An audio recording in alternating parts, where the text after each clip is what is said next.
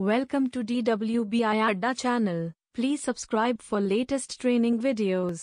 In today's tutorial, we're going to learn about the database connector in Mule 4 and see how we can implement the database connector in order to query data and insert data into a database.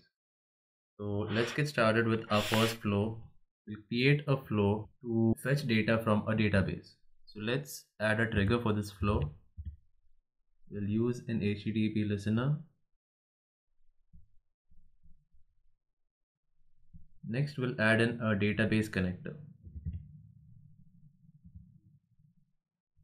So as we can see, we are presented with a lot of operations for the database connector. We are going to choose the database select operation and place it in our process section. Let us now configure a connector.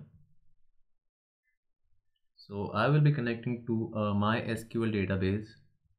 So we'll select MySQL connection from here and fill in all the fields.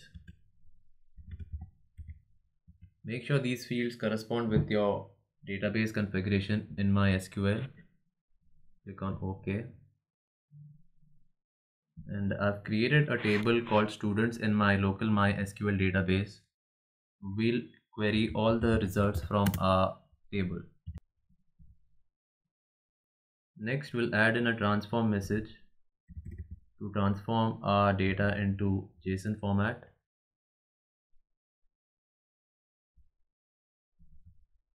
And lastly, let's add a logger.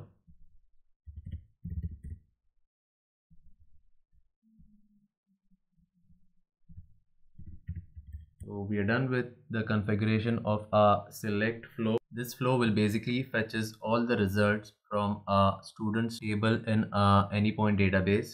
When the SQL query text is where we write our SQL query. That is similar to what we write in MySQL GUI. So let's run the application and test our select flow.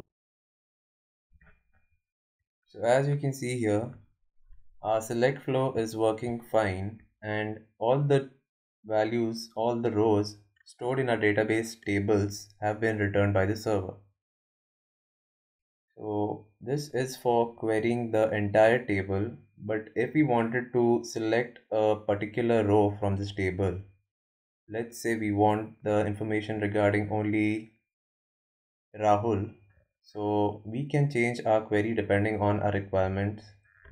Simply go to our select query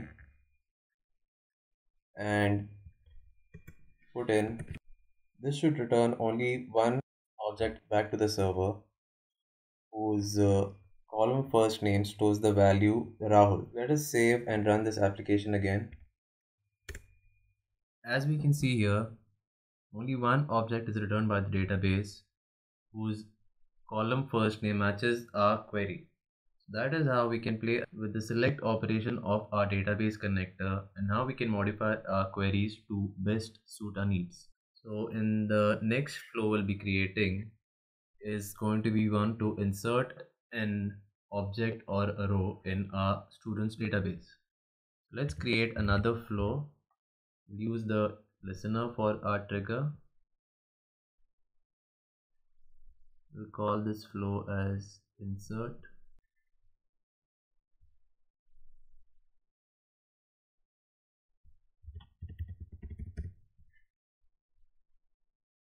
Let us now add in the insert operator from the database connector. Before we place the insert connector, we need to set a payload that will hold the values to be inserted in our database. Let's use a set payload component.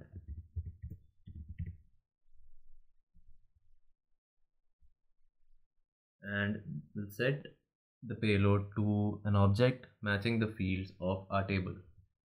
So for the payload, we can use the object returned by our previous HTTP request and simply paste it in our value field.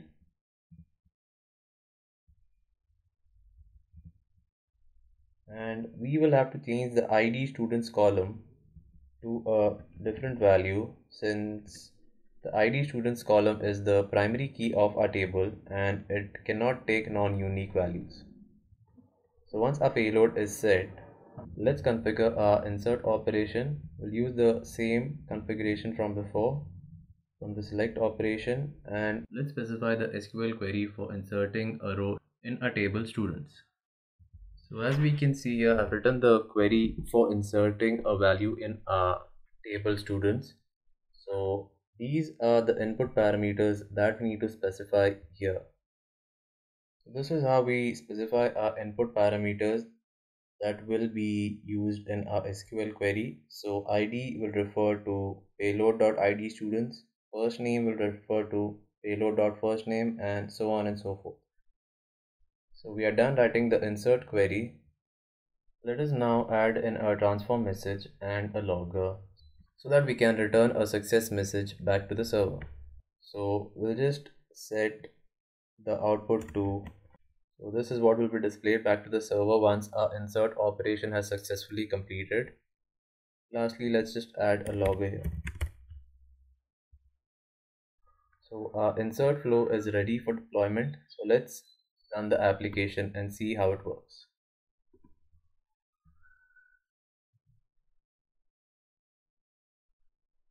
So our application has been deployed. Let's run the insert flow. If we hit the insert endpoint in our browser, we can see that we have been able to successfully add a row.